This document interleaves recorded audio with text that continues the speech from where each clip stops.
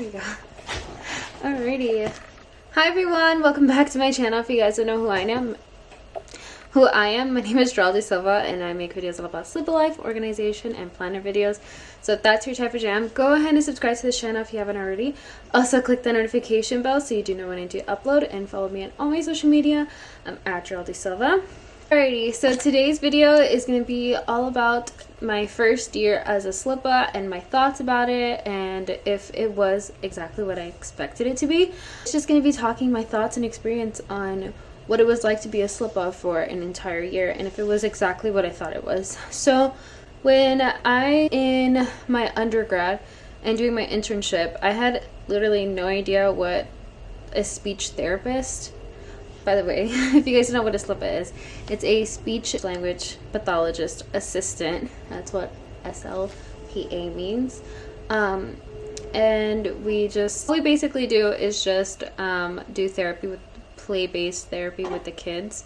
We get our goals, and then we're the ones to attempt to try to reach those goals. In my undergrad, I had literally no idea what a SLPA would do or what it entailed exactly, or what it even looked like inside a classroom, inside a clinic, or anything of that sort.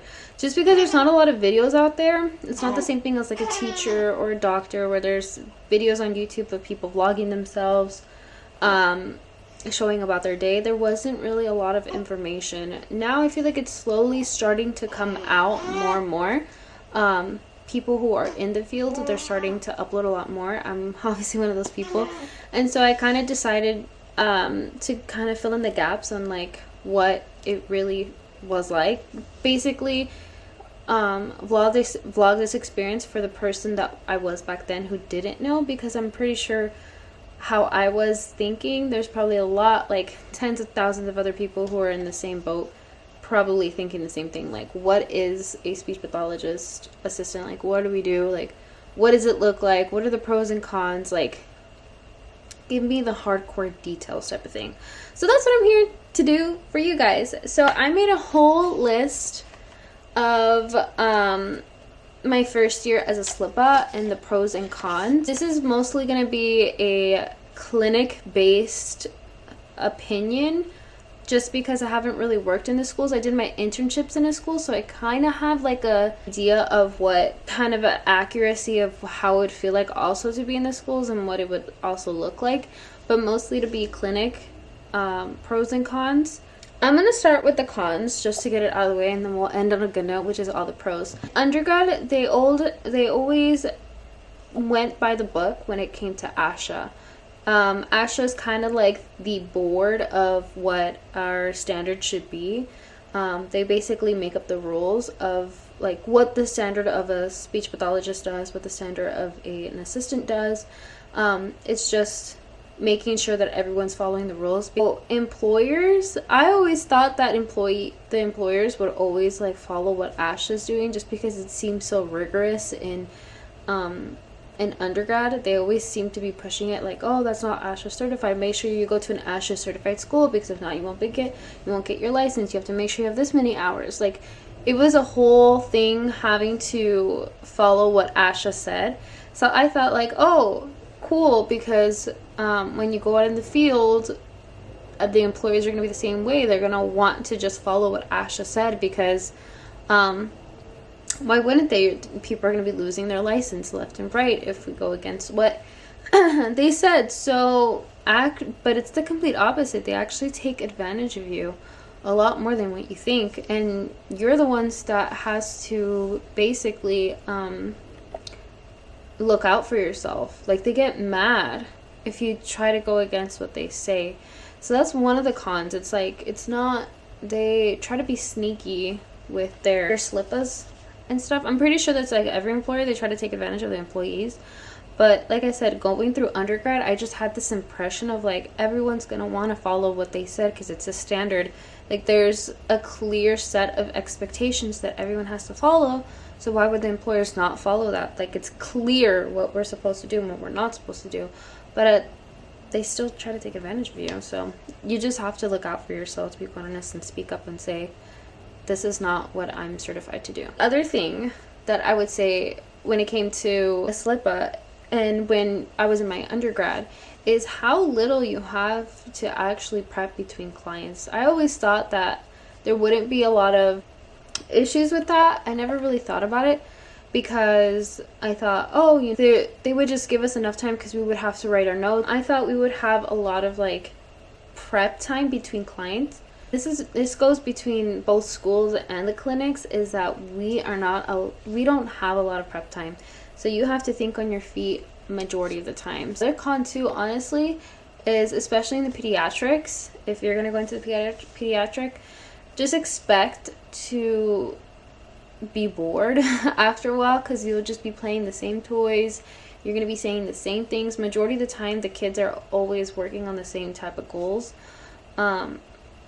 So just be prepared to just be repeating yourself all day long. Another thing too, what I noticed, I feel like I didn't get a lot of training in my SOAP notes. So they emphasize a lot on how you're supposed to write them, what's supposed to be included in them. And when I did my internship, I didn't really get a lot of training. The person that was training me, she said that, you know, everyone writes everything differently, so you'll kind of figure out how you'll write things. And I was just like, oh, well, okay, I guess. And then when I went into my clinic job, I thought I was doing it fine, and then until recently I was told that I wasn't. So it's like no one really trains you on what your notes are supposed to look like, and everyone's going to have a different way on how they want their notes. Their example of like, this is how it's always going to look like. Everyone expects things a lot more differently. So one impression that I had prior to this job is that we would be given a lot of the toys or resources to find what we need in order to do the therapy, but in reality you're doing everything on your own. When it comes to paying for your boom cards or the toys that you need, so your supervisor's not going to buy it for you unless like they have toys that they are allowing you to use. I know in my clinic I don't have a supervisor that I'm able to use the toys. The employer doesn't give me any toys to play with, so I have to buy everything out of pocket. Which I know happens to a lot of teachers, so I shouldn't really be complaining, but it is a complaint because it's like your clients are using my toys, so therefore you should be giving me your toys. Because another con is that the kids break the toys because they're either throwing it or they're messing with it and they're not playing it correctly. And it hurts me because it's so hard to just replace things. Like, I don't want to be replacing things every 5 minutes. I don't even replace the toys that I have at home with my kids. So if they break it, you know, I'm not buying another one. So why should I go ahead and buy the kids that aren't mine more toys if they break it? You know what I mean? It's just a little frustrating when you're spending already so much money on resources that should be given to you and you're not. Those were the things that I came up with that were the cons of being a speech therapist. I was trying to think more of like actual therapy, but it was just my thoughts that I had before I was a SLPA. We're gonna end this on the good note. I'm gonna be giving you guys the pros of being a SLPA. So it's how many opportunities and schools and clinic jobs there are. So when I was looking for a job, as soon as I got licensed, there were so many pages on Indeed of people looking for jobs, and to this day I'm still getting emails from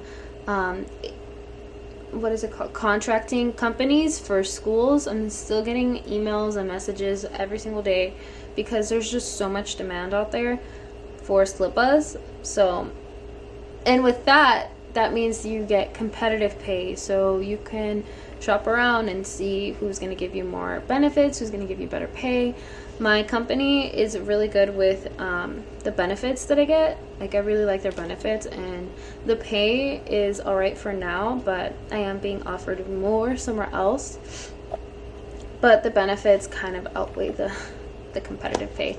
a little bit because I don't pay for my insurance, the company does, which I think is really cool. So you can get things like that. Like we have offers, we have opportunities to get what we want. So if you have non-negotiables, you're able to fight for those.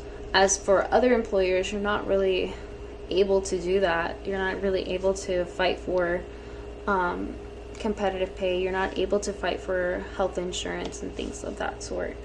Also being able to like fix your schedule how you want it, especially in the clinic jobs. I was able to fix the schedule how I wanted it, and they just went with it. So because they need people. Another thing is that it is very play-based, so you're not really doing a lot of like comprehension. You're not, at least in the pediatrics and the clinic that I'm working in, I do a lot of play-based therapy. So we're just playing. We're not reading stories or anything. So it's pretty fun. The thing is that it's not a stressful job at all. A speech therapist, because you just go in, do the therapy, and get out. You're not there. You're not after hours. You're not worrying about the job. You're not worrying about paperwork. That's about it when it comes to my impression as a first year speech therapist. That was basically what I've learned. If you guys have any more questions, or if you have your own experience or your own story to tell when it comes to being a speech therapist, please leave it down below. Maybe it'll help somebody. But if you guys have any more questions, feel free to message me on Instagram. I know you guys reached out. Some of you guys have reached out and asked questions, and I'm always available. So if you have any questions about speech therapy or any other questions or requests, please leave them below. So that's about it. So thank you guys so much for watching, and don't forget to subscribe to this channel if you haven't already. Also click the notification bell so you do know when I do upload, and follow me on all my social media. I'm Astral Silva. Thank you guys so much. Bye. Mwah.